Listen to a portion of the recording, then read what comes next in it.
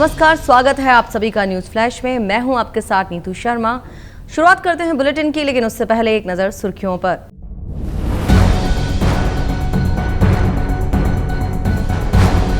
कारगिल विजय दिवस पर राष्ट्रपति, प्रधानमंत्री और रक्षा मंत्री ने दी वीर जवानों को श्रद्धांजलि। शहीदों के बलिदान को किया याद, कहा देश हमेशा रहेगा ऋणी।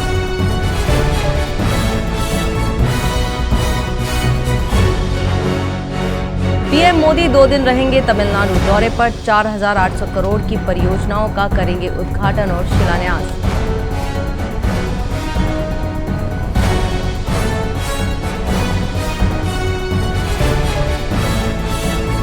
जयपुर में सीएम ऑफिस एयरपोर्ट को उड़ाने की धमकी। इंटरनेशनल एयरपोर्ट को किया mail. Bomb squad, fire brigade और सिविल डिफेंस की टीमें तैनात।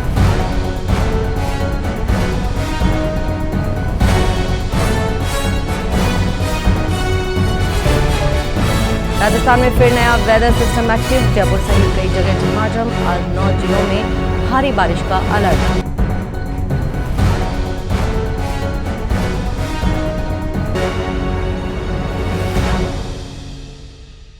अब खबरें विस्तार से।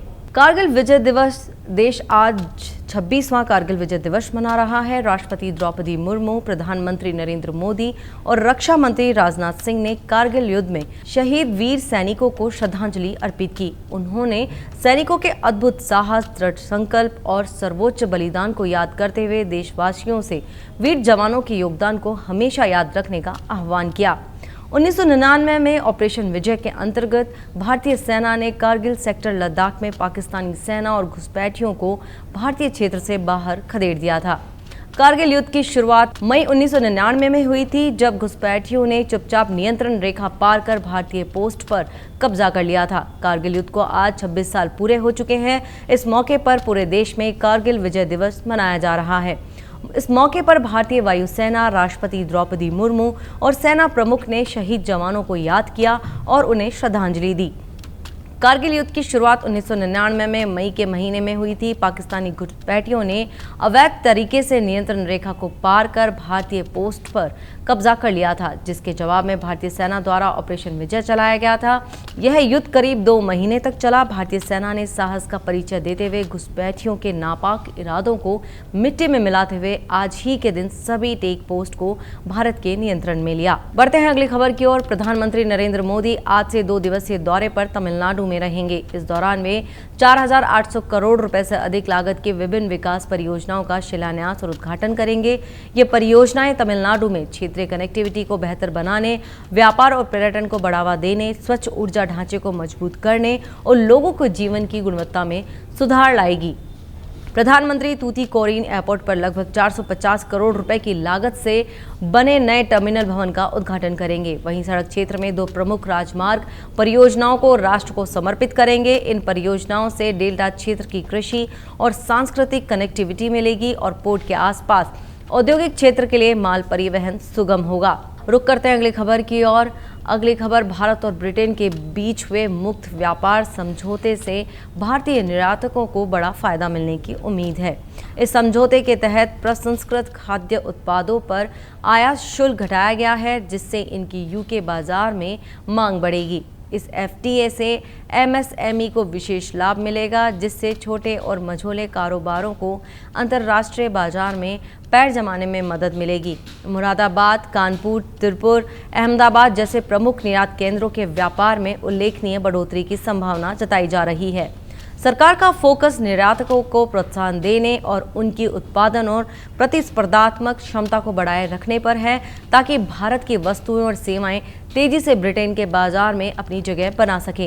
यह समझौता राज्यों के आर्थिक विकास को नई दिशा देने और रोजगार के अवसर बढ़ाने में भी अहम भूमिका निभाएगा। रुक करते हैं अगली खबर की ओर। अगली खबर राजधानी जयपुर से। जयपुर में सीएम ऑफिस और जयपुर एयरपोर्ट को बम से उड़ाने की धमकी मिलने से हड़कंप मच गया है। इसके बाद एयरपोर्ट और सीएम ऑफिस पर बम स्क्वाड, फायर ब्रिगेड और सिविल डिफेंस की टीम तैनात की गई। मुख्यमंत्री कार्यालय से लेकर जयपुर के प्रशासनिक दफ्तरों में भी हलचल तेज हो गई है। सचिवालय में पुलिस की टीम पहुंच गई है और यहां की सुरक्षा भी बढ़ाई गई है। मुख्यमंत्री कार्यालय में बीडीएस, एसडीआरएफ की टीम तैनात है। मेल मिलते ही सुरक्षा एजेंसियां सतर्क हो गई और हरकत में आ गई। केंद्रीय औद्योगिक सुरक्षा बल ने एयरपोर्ट पर सघन सर्च अभियान शुरू कर दिया है। एयरपोर्ट की बिल्डिंग, एप्रन एरिया, पार्किंग सहित विभिन्न हिस्सों में सुरक्षा जांच जारी है। पूरे एयरपोर्ट परिसर में निगरानी बढ़ा दी गई है और यात्रियों की सुरक्षा को लेकर विशेष सतर्कता बरती जा रही है।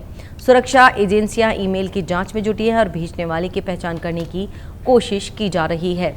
रुक करते हैं अगली खबर की ओर। राजस्थान के झालावाड़ जिले के पिपलोदी गांव में स्कूल की छत गिर जाने से हुए दर्दनाक हादसे में जान गंवाने वाले 7 बच्चों का अंतिम संस्कार किया गया। अंतिम यात्रा में सैकड़ों लोग शामिल हुए। इस हादसे में पीड़ित परिजनों को राज्य सरकार ने 10 लाख रुपए का मुआवजा और परिवार के एक सदस्य को संविदा पर नौकरी और नियमानुसार अन्य सहायता देने की घोषणा की है। नजर डालते हैं अगली खबर पर।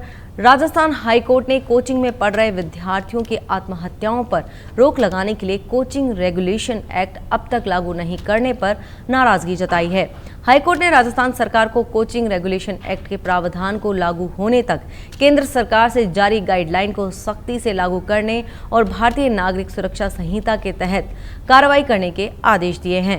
अदालत ने नाराजगी जताते हुए कहा कि इतने लंबे समय तक सरकार की ओर से कोई कार्रवाई नहीं की गई है, ऐसे में गाइडलाइन की सख्ती से पालना की जाए। अगली खबर मौसम को लेकर। नया वेदर सिस्टम एक्टिव होने के साथ ही राजस्थान में फिर से बारिश का दौर शुरू हो गया है। राजधानी जयपुर सहित कई जिलों में देर रात से ही बारिश का दौर जारी है। मौसम विभाग ने भी प्रदेश में आज से भारी बारिश का अलर्ट जारी किया है।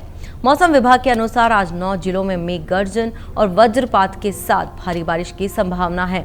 उत्तरी बंगाल की खाड़ी में बना वेलमार्क लो प्रेशर आज तेज अवदाब में बदल गया है। इसके आगामी 24 घंटों के दौरान आगे बढ़ने की संभावना है। ऐसे में प्रदेश में अगले 3 दिन भारी से अति भारी बारिश होने की संभावना है। बंगाल की खाड़ी में बने नए वेदर सिस्टम के एक्टिव होने से जयपुर, दौसा, अलवर, कोटा, बारां, झालावाड़ सहित कई जिलों में देर रात से बारिश हो रही है।